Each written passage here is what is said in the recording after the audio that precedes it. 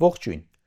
Ժողովուրդն ասում է, տունը վառվում է, հրշեջը կրակի վրա պապիրոս է վառում։ Երբ նայում ենք, թե ինչ է քննարկում այսօր ժողովուրդը եւ ինչ է քննարկում իշխանավորը, հասկանում ենք, որ այս ասացվածքը հենց մեր իրականության մասին է։ Երեք ակտիվորեն քննարկվում էր երկու շատ ուշագրավ թեմա, որոնք միացնելով ամենաշատն է երևում այսօրվա խորը անջրպետը իշխանության ու հասարակ ժողովրդի մեջ։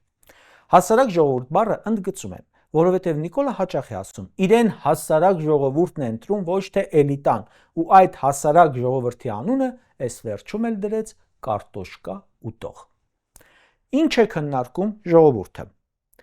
Երեք թոշակառուն ստացավ 10,000 դրամով բարձրացած թոշակը։ Ասում է, ուրախացել էի, որ տավարի միս կառնեմ վերջապես 2 կիլո, բայց ընդամենը մի քանի օրում մսի գինը աճել է 700-ից 1000 դրամով։ Կատնամթերքը եւս թանկացել է, հացաբուրկեղենը թանկացել է, միրգ բանջարեղենը թանկացել են։ Մի ամիս առաջ Պապոյանենք ոգևորվել էին, թե Ադրբեջանից բենզին են բերել, էժանացել է, եւ ուրեմն բենզինը էլի թանկացել, հասել է 500 դրամ։ Այո, թոշակառուն նաեւ ավտո է քշում, այդպիսի բան էլ է պատահում։ Եվ ուրեմն իր ստացած բարձրացված թոշակը էլ չկա, գնաճի պատճառով, գնաճը խժռել է։ Մեկ այլ թոշակառու ասում է 2005 թվականին 14500 դրամ թոշակ եմ ստացել, բայց ավելի լավ է ապրում, որովհետև գնում էր խանութ ու վստահ էր, որ ապրանքի գինը երեկվա, մի ամիս առաջվա ու 2 տարի առաջվա գնի հետ խոսում է։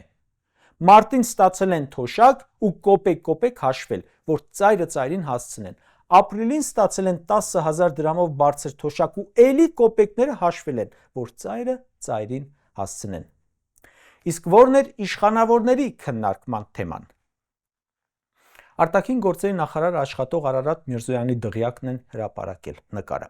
Միրզոյանը շատ տիպիկ խորհրդանիշ է հարստացող պաշտոնյայի։ Անգամ ապառիկով հեռուստացույց չէին տալիս, իսկ իշխանության գալուց մի քանի տարի անց դղյակ ունի։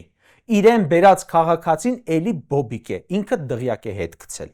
Ու արդարանում է, թե բա հայտարարագրում կա տունը, վարկով է, թալանված չէ, ապօրինի չէ, այս չէ, այն չէ, ու որ ամենախնդալուն է վերջում ավելացնում է Հայաստանի Հանրապետությունը մնալու է ինքնիշխան։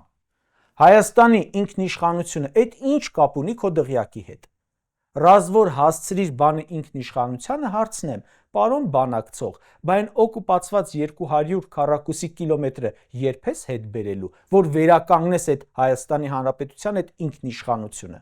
Ու ընդհանրապես ինքնիշխանությունից խոսացող Արարատ Միրզոյանին ահազանգեմ, գնա պասպորտ սեղան ու տեր կանգնի անվանդ։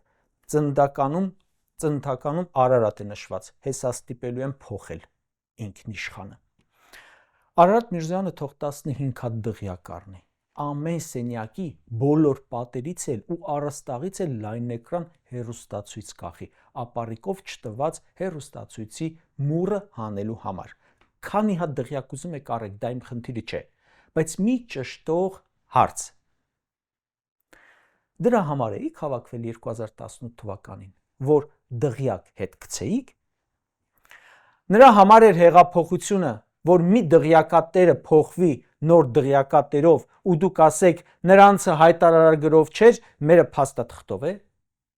Ժողովրդին ինչ փաստաթղթով է, թե չէ, մեկը ժողովրդի փողերով է դա։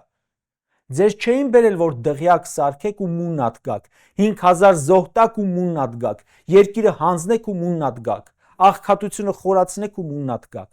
Ժողովուրդը հաշվում է, թե 10,000 դրամով քանի օր կարող է հացի մասին չմտածել, իշխանավորը հաշվում է, թե իր նոր դղյակի համար քանի միլիոն վերցնի պետբյուջեի պարգևավճարային ֆոնդից։ Ասում է, մինչ մենք Հայաստանի Հանրապետության քաղաքացիների հետ ենք շփվում, Արարատն է ասում, եւ նկարվում, նրանք իմ պատի հետ են նկարվել։ Իսկ այդ քաղաքացու հետ որ շփվում եք, ասում եք, որ իրեն հիմարացնելով դարձակ դղյակատեր։ Ընդհանրապես, ինչ երեսով եք դուք գնում քաղաքացու հետ հանդիպման։